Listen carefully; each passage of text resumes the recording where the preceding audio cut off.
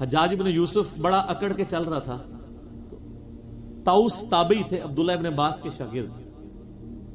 تو وہ ان کے پاس, وہ اپنی مستی میں جا رہے تھے. اب دوسرے لوگ تو دیکھ کے راستہ چھوڑ دیتے تھے, وہ اپنا اسی طریقے سے درویشی میں جا رہے تھے. اس کو بڑا غصہ ہے کہ انہوں نے میرے لیے راستہ نہیں. وہ پاس آ کے کہنے لگا تم جانتے نہیں ہو میں کون ہوں؟ ان کا میں تمہیں بخوبی جانتا ہوں. ابتدا میں تم ایک بے قدر منی کے قطرے تھے, ناپاک. اے پھکی سر, پھکیاں شروع تو چل رہی ہیں.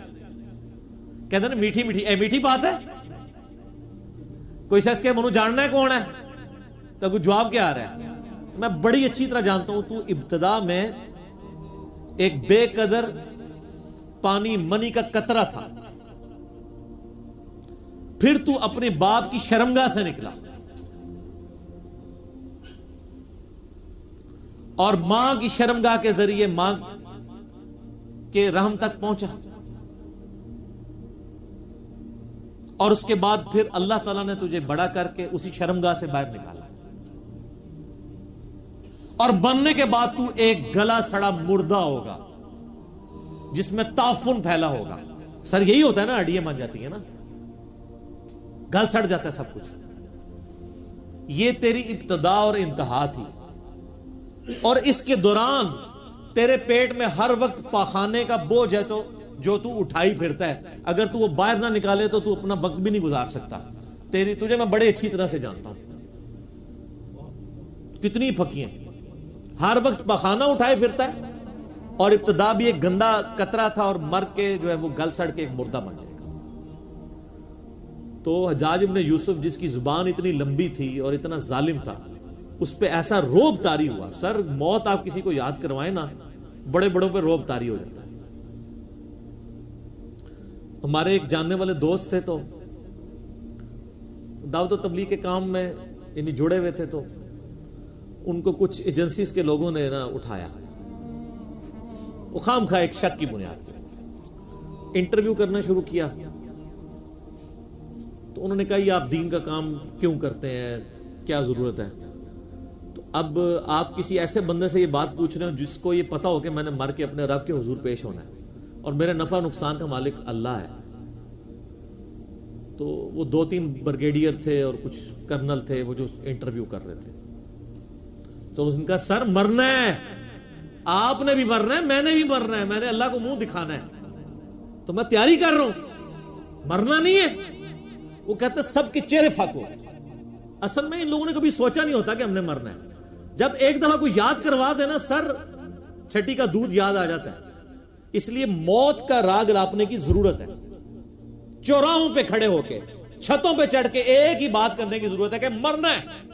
جب مرنا ہے تو سر پھر آپ اپنی مرضی کی زندگی نہیں گزار سکتے, پھر خدا کی مرضی کی زندگی گزاریں گے. اگر مرنے کی تلوار ہٹ جائے تو جو مرضی کریں. میں اکثر کہتا ہوں, میرے ایک یوٹیوب پہ کلپ بھی ہے, خدا انسان کی ضرورت کیوں ہے. تو میں نے اس میں بتایا تھا کہ انسان کی ضرورت اللہ اس لیے ہے کہ ہمیں موت آ جاتی ہے. اگر موت نہ آئے, اگر کوئی بیماری اور پریشانی نہ آئے, تو خدا میری ضرورت ہی نہیں ہے.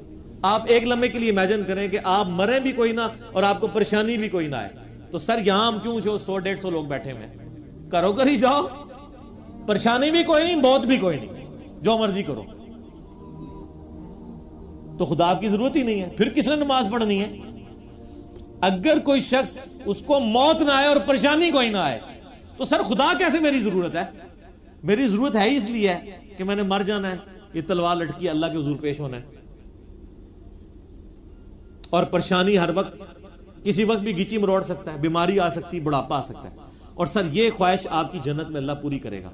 صحیح مسلم کی حدیث ہے, جب جنتی جنت میں داخل ہوں گے تو ان کو خوشخبری ملے گی کہ تمہیں مبارک ہو اللہ کی طرف سے, آج کے بعد تمہیں موت نہیں آئے گی, ہمیشہ زندہ رہو گے. آج کے بعد تم بوڑھے نہیں ہوگے, ہمیشہ جوان رہو گے, 30 سال عمر رہے گی. آج کے بعد تم کبھی بیمار نہیں پڑو گے, ہمیشہ تندرست رہو گے. بیماری بھی کوئی نہیں, بڑھاپا بھی کوئی نہیں, موت بھی کوئی نہیں. ٹھیک ہے.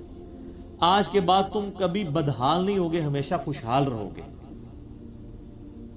اور ایک اور حدیث کے اندر بخاری مسلم کی 5ویں چیز بھی یہی ہے کہ آج کے بعد تمہارا رب تم سے کبھی ناراض نہیں ہوگا، ہمیشہ ہی راضی رہے گا۔ دنیا میں انسان کی ٹینشن کیا ہوتی ہے؟ یار یہ کیا اللہ ناراض نہ ہو جائے۔ جنت میں کوئی ایسا کام نہیں جس سے اللہ ناراض ہوتا ہو، ہر کام ہی ایسا ہے۔ دنیا میں سونا حرام، آخرت میں حلال۔ دنیا میں 4 سے زیادہ بیویاں کرنا حرام، آخرت میں بے شمار۔ دنیا میں ریشم حرام، آخرت میں حلال۔ دنیا میں نماز فرض، آخرت میں کوئی نہیں۔ دنیا میں پخانے کی کمزوری، بخاری مسلم میں حدیث ہے، آخرت میں انسان کھائے گا ایک خوشبودار ڈکار آئے گی، ڈکار بھی خوشبودار، سب کچھ ہضم، کوئی پخانا نہیں۔ تو کوئی تکلیف جس چیز کا نام ہے نا وہ جنت میں نہیں ہے۔ تو یہ اللہ تعالیٰ کی بڑی مہربانی ہے کہ اللہ تعالیٰ آپ کو بہت بڑا سٹیٹس دینے والا ہے۔ یہ اس کی مہربانی ہے کہ وہ تو خود اکیلا تھا لیکن اس نے اپنی کوالٹیز میں جنت میں آپ کو بھی شریک کر لیا ہے۔ مخلوق اور خالق کا فرق اپنی جگہ موجود ہے، لیکن اس کی کوالٹی کیا تھی؟ موت نہیں آئے گی، اس نے کہا چل تجھے بھی نہیں آئے گی اب، ٹھیک ہے۔ اس کی کوالٹی تھی کہ جو چاہتا تھا وہ کر دیتا تھا، چل تجھے بھی یہ کوالٹی، جو تو خواہش کرے گا تجھے مل جائے گا، ٹھیک ہے۔ تو اس پہ ایک میرا ایک کلپ بھی ہے غامدی صاحب سے اللہ تعالیٰ سے متعلق ایک مشکل سوال۔ اس میں نے یہ بات جب غامدی صاحب سے پوچھی تو انہوں نے یہ بات بڑی زبردست کی کہ اس اللہ کو رسپانس کیوں نہ کیا جائے۔ میں نے اسے پوچھا تھا کہ یہ اللہ نے میری مرضی کے بغیر مجھے پیدا کر کے کتنی بڑی آفت میں ڈال دی ہے، تو میں اپنے آپ کو سیٹسفائی، میں اس خدا سے کیسے محبت کروں کہ جس نے اتنی بڑی آزمائش میں مجھے ڈال دی ہے؟ تو میں اس سے ڈر کے تو زندگی گزار سکتا ہوں، اس سے محبت کر کے نہیں گزار سکتا کہ یار اس نے مصیبت میں مجھے ڈالا ہے، ایسی کی تیسی پھیر دے گا۔ تو میں محبت کا جذبہ اپنے اندر کیسے پیدا کروں؟ تو انہوں نے بڑا پیارا جواب دیا۔ انہوں نے کہا محبت اس خدا سے کریں گے جو اکیلا تھا، اس کی خدائی میں کوئی شریک نہیں تھا، اس نے آپ کو زندگی دی اور ایک بڑا چھوٹا سا امتحان ڈالا ہے چند سالوں کا۔ آخرت کے ساتھ کمپیئر کریں تو اربوں سال کی آخرت کی زندگی ہے۔ مسلم شریف کی حدیث ہے، دنیا اور آخرت کی مثال اس طرح جیسے کوئی انگلی ڈبوئے تو اس کے ساتھ پانی لگے، دنیا ہے اور یہ سمندر آخرت کی زندگی، انفینٹ۔ وہ اکیلا تھا، اس کو موت نہیں آنی تھی، اس نے آپ کو پیدا کیا، تھوڑے سے امتحان میں ڈال کے اس نے اپنے ساتھ آپ کو شامل کر لیا کہ آ جا، تجھے بھی موت نہیں آئے گی، تو بھی اپنی مرضی کی زندگی گزارے گا۔ تو ایسے خدا سے محبت نہیں کرنی چاہیے جس نے تمہیں اپنے ساتھ شامل کر لیا۔ خالق مخلوق کا فرق اپنی جگہ ہے، اس میں اب وہ کوئی توحید والے مسئلے نہ نکالنے شروع کر دیے جائے گا۔ اسی لیے میں کہتا ہوں تھوڑے سے صوفی بھی بن جائے کریں کبھی کبھار، اور تھوڑی تھوڑی روحانی پہلو کے اوپر بھی توجہ دیا کریں، ٹھیک ہے۔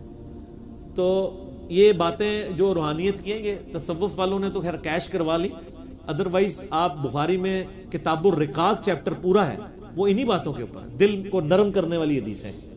مشکات کی 30 جلد میں آپ کو ساری 13 کتابوں کے نوٹس مل جائیں گے کتاب الرقاق میں، اور ایک مسلم میں چیپٹر کتاب الزہد، دنیا سے بے رغبتی کا چیپٹر۔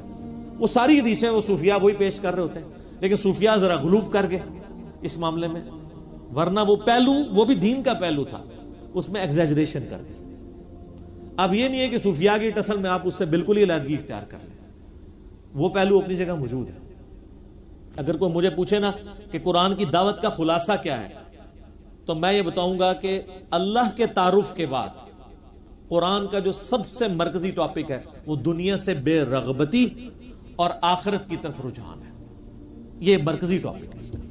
آپ اسے انسانیت کی ہدایت کہہ لیں، نام رکھ لیں، عنوان دے دیں، یا آپ اسے آخرت کی جواب دہی کا عنوان دے دیں۔ قرآن کا جو ٹاپک ہے، قرآن عقیدے میں توحید پہ بولتا ہے اور اعمال میں یہی کہتا ہے کہ دنیا عارضی ہے، اصل زندگی آخرت کی ہے، تیاری کرو اور ادھر جا کے رہنا ہے۔ یہی ٹاپک ہے پورے قرآن کا، ایک ہی مرکزی، بل تؤثرون الحیات الدنیا والآخرۃ خیر وابقی ان ھذا لفی الصحف الاولی صحف ابراہیم وموسیٰ۔ اللہ تعالیٰ سے دعا جو حق بات میں نے کہی اللہ تعالیٰ ہمارے دلوں میں راسخ فرمائے، اگر جذبات میں میرے منہ سے کوئی غلط بات نکل گئی اللہ تعالیٰ ہمارے دلوں سے محو کر دے اور معاف بھی فرما دے۔ یہ محو، میم ہا واو، معاف کا مطلب ہے دھو دے۔ کئی لوگوں کو یہ اردو بھی اتنی شستہ نہیں نہ آ رہی ہوتی،